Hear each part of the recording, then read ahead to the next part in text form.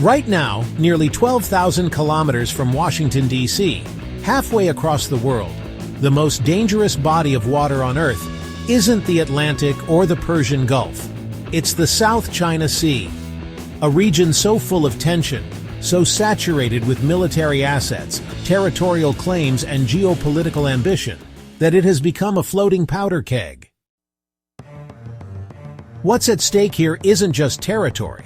It's trillions in trade, energy dominance, military control, and perhaps the rules that govern the entire international order.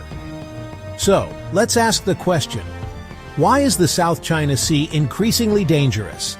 And how close are we to a breaking point? Welcome to Nexus-Feed. Stay with us as we explore this important topic and what it means for the future. It promises to be worth your time.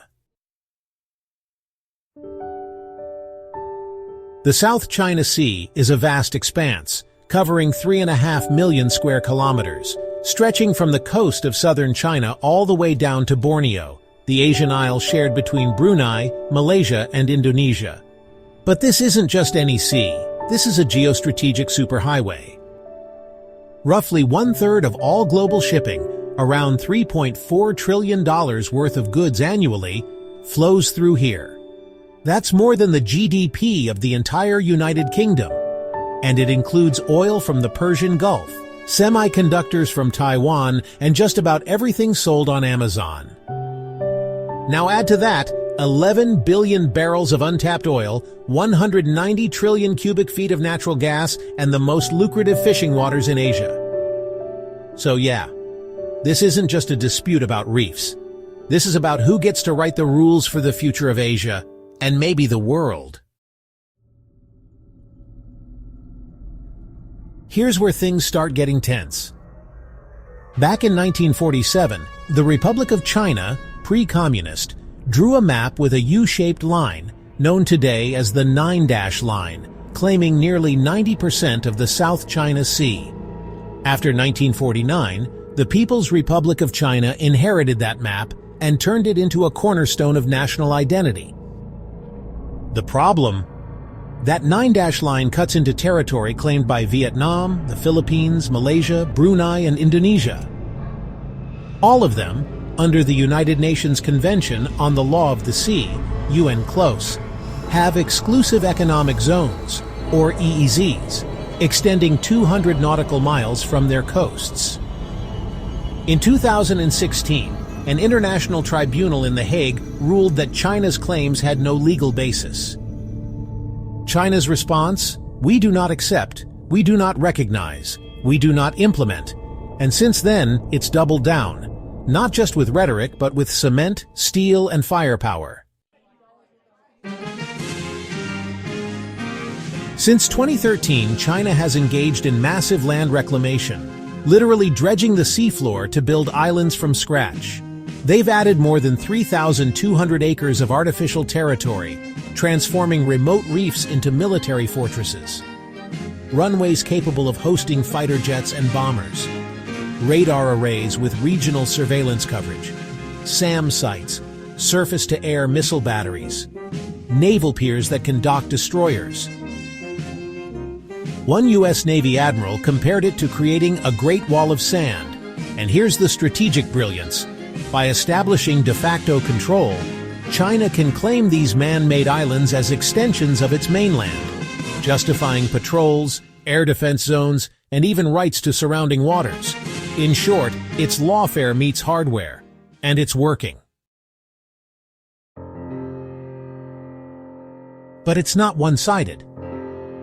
Vietnam, scarred by centuries of conflict with China, has expanded its own outposts and fortified key islands. Its navy has clashed with Chinese vessels, and Hanoi has ramped up defense ties with India, Japan, and the U.S. The Philippines, under President Ferdinand Marcos Jr., has pivoted hard back to the U.S. alliance, granting the U.S. military access to 9 bases, including some near the contested Spratly Islands. They've even adopted a strategy of public transparency. When Chinese ships harass Philippine vessels, Manila films it, posts it, and goes to the global media. This isn't just about defending sovereignty anymore. It's about shaping the narrative. Meanwhile, Malaysia and Indonesia have quietly upgraded their navies and surveillance capabilities. Even Brunei, one of the smallest claimants, has quietly resisted Chinese overtures in diplomatic forums. And then there's the elephant, or rather the aircraft carrier, in the room, the United States.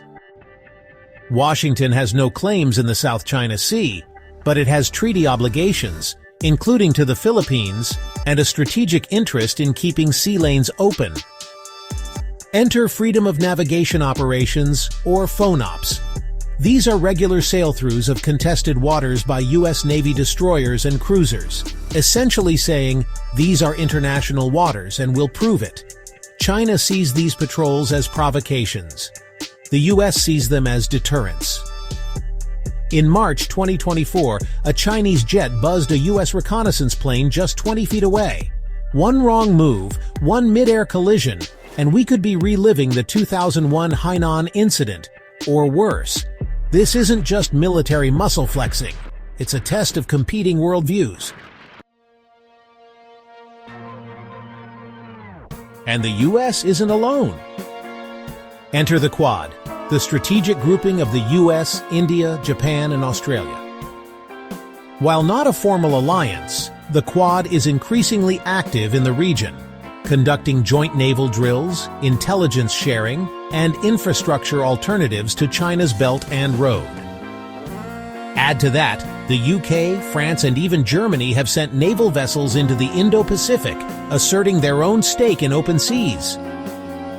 What's unfolding is an informal counterbalance to China's maritime rise, a multinational effort to keep the Indo-Pacific free and open. But in reality, this is Cold War-style bloc formation, and that carries risks. Here's the subtle danger. This conflict isn't being fought with bullets. It's being fought in the gray zone. Think laser blinding of aircraft, swarming fishing boats, many part of China's maritime militia, high-powered water cannons, electronic jamming of patrols. These tactics are designed to harass, intimidate, and dominate, all while avoiding open war. For instance, in 2023, a Philippine resupply mission to the BRP Sierra Madre, an old warship grounded on Second Thomas Shoal, was blocked, rammed, and blasted with water cannons by Chinese vessels. Nobody died, but it was dangerously close. And there's the problem. Without open conflict, it's hard to draw lines, hard to justify retaliation, hard to stop things from spiraling. And behind the military theatrics is something more primal, a race for resources. The South China Sea may hold 11 billion barrels of oil and over 190 trillion cubic feet of natural gas, most of it untapped. China desperately needs energy security. So does Vietnam, and so does the Philippines. Add in a declining global fish population, and you have Coast Guards fighting over every trawler, every net, every catch. This is not just about pride. It's about survival. Ironically, while nations fight to claim the sea's riches, they're also destroying them. Coral reefs, critical breeding grounds for fish, are being dredged, blasted, and paved over. China alone has caused more than 16 square kilometers of coral reef destruction. Illegal fishing, dynamite fishing, and overfishing have pushed regional fish stocks to near collapse. Environmental experts warn without cooperative management, the South China Sea could become a marine desert. And that's not a metaphor. That's a real-world food security crisis for millions. So where does this all go? Right now, there's no clear resolution, no binding agreement, and no regional security framework with real teeth. The Association of Southeast Asian Nations, ASEAN, has been negotiating a code of conduct with China for 2 decades, but the talks have stalled. Why? Because China prefers bilateral deals, where it can apply pressure, not multilateral ones where it can be outvoted. In the absence of rules, the region is drifting toward a dangerous status quo: military buildup, distrust, and brinkmanship. The South China Sea is a modern paradox: vital yet unstable, profitable yet overexploited, claimed by many yet controlled by none. And in the middle of it all, warships, fishermen, politicians, and a web of alliances and ambitions. As China rises and the U.S. defends the post-war order, this sea becomes more than a strategic waterway. It becomes a mirror, reflecting the tensions of a world struggling to share power peacefully. And if diplomacy fails, if signals are misread, if national pride outweighs caution, the South China Sea could be where the next great conflict begins. You've been watching Nexus-Feed. We go beyond the breaking news to uncover the bigger picture, exploring the political, economic, scientific, and technological forces shaping our world. Subscribe to the channel for more in-depth analysis. And don't forget to add your voice in the comments too. Will the South China Sea be the spark of the next global crisis? Until our next one, stay curious, stay critical, and keep safe.